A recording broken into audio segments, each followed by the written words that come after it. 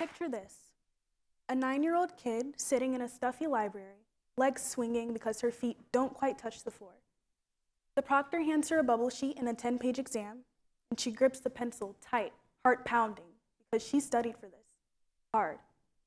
Hours spent at the kitchen table running through math problems with her parents. Mornings spent rereading textbook pages and newspaper articles until they stuck.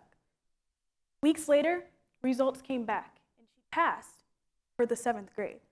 And years later, at just 15 years old, she stepped onto a college campus as a freshman. Now, that kid was me, and people often hear my story and they say, wow, you must have been born a genius. But the truth is, genius isn't born, it's built. The idea that intelligence is fixed is a myth, and history proves it. Take Einstein, for example. As a kid, his teachers thought he was slow. He was deemed far from the genius a lot of us know him to be today. But when he was challenged, when he was placed in the presence of other brilliant minds like his own, he flipped a switch, and now he's changed the world of physics. Another example is Toni Morrison. She didn't publish her first book until she was 40 years old, but she spent years learning and refining her craft. And now she's a world-renowned author and one of the most celebrated writers of all time. So what does this mean for you? Our potential isn't set in stone. It's shaped by our habits, environment, and decisions. And that's what I want to share with you today.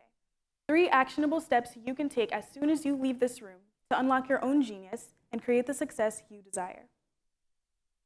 Step 1, explore relentlessly.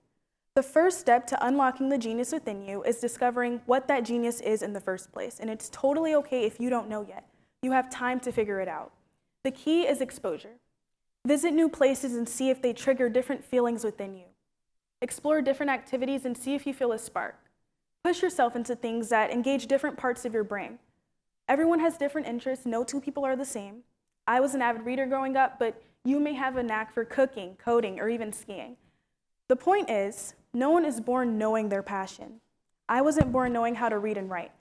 But as I was exposed to books and libraries and poetry, I began to discover a love for words that I may not have discovered had I not been surrounded by literature. So the same goes for you.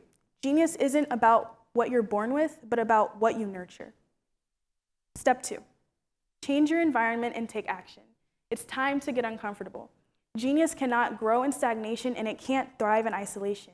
You have to put yourself in the correct presence that you know will nurture the genius in you that you desire to grow. Don't be afraid to find a mentor or a friend who pushes your limits. Einstein was surrounded by physicists who challenged him. Mozart's playground was a piano, and I had a community and family that understood the value of education and made sure I always had access to the best sources of knowledge. So ask yourself, what do you read? What do you expose yourself to daily, and who do you surround yourself with? If the answer does not align with the version of yourself you want to bring into the world, it's time to change. Now, a lot of people tell me, Khepera, I can't do it. You grew up in an environment that nurtured and supported you, but I didn't have that. And while I can certainly say my situation was not one everyone can experience, I can share this with you. Understand that we are still young. It's not about having the perfect start, it's about having the right finish. The world is so vast and we've only experienced a fraction of it. There may even be a passion waiting out there for me that I haven't discovered yet. But the point is, this is why I encourage you to go out and discover what makes your spark ignite. And as long as you're looking for it, trust and believe you will find it. However, at some point, we have to stop waiting for the perfect circumstances to chase after what we want. Anders Ericsson, a leading psychologist and researcher on human development and expertise, found that deliberate practice, not necessarily talent, is what separates experts from everyone else. In his highly cited 1993 paper, he and his colleagues conducted a series of studies that concluded expert violinists derived their superior skill as a result of deliberate extended practice over a period of 10 years or more. The best violinists were not necessarily the fastest learners, but those who practiced the most consistently and with the most intention. When I was younger, I used to take Brazilian Jiu-Jitsu, and at the dojo I trained at, there was this huge sign near the entrance when you walked in. And on the sign were the words, "Hard work beats talent when talent fails to work hard." There couldn't be more truth to these words. If you want to be great at something, once you find that thing, You have to be insistent, study your weaknesses, and perfect your craft. For me, that meant seeking out opportunities even when they weren't handed to me. I didn't get my first scholarship until my sophomore year in college, but I had to realize that while I may have had a head start, it wouldn't get me to the finish line. I had to take what I learned and apply it. I scoured the web for scholarships, sent emails, and put myself in uncomfortable situations where I had to prove my worth. So maybe now you're thinking, okay, but I've already found my passion. What's next? Congratulations, your journey has just begun. Here's where step 3 comes in. Step 3, tap into the power of neuroplasticity. Neuroplasticity is the brain's ability to adapt and reorganize itself by forming new neural connections in response to learning, experience, or injury. Every time you learn something new, your brain is rewiring, adapting, and growing. So just because you found your passion doesn't mean there isn't more to uncover. If you've ever thought, oh, I wish I was better at this, know that you can be. Your mind was designed to adapt, but only if you give it something to adapt to. That's why Mozart wasn't born a musical genius. He trained his mind to think differently. He explored new musical concepts and pushed himself farther than we can imagine. And Toni Morrison didn't stop at her first book. She kept pushing herself to tell deeper, richer stories. So think of it this way. Every challenge is an opportunity. Try experimenting with a new skill, like learning a few words from a new language or solving a puzzle. This is a great way to see your mind adapting in real time.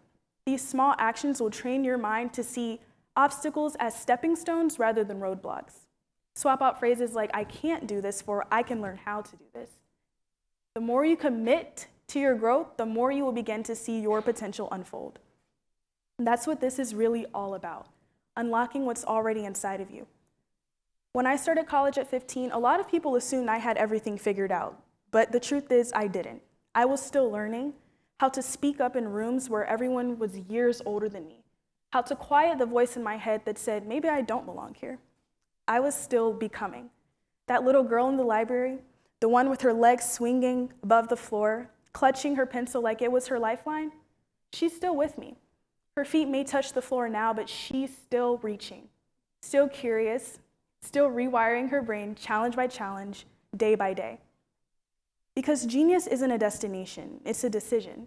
And every time you choose growth over fear, progress over potential, effort over ease, you are building it. Brick by brick, page by page, choice by choice. So go ahead and take that class that intimidates you. Start that project you've been procrastinating on, send that email, and surround yourself with people who encourage your development. And one day someone will look at you and say, wow, you must have been born a genius. And you'll get to laugh, shake your head, and say, no, I built it. Thank you.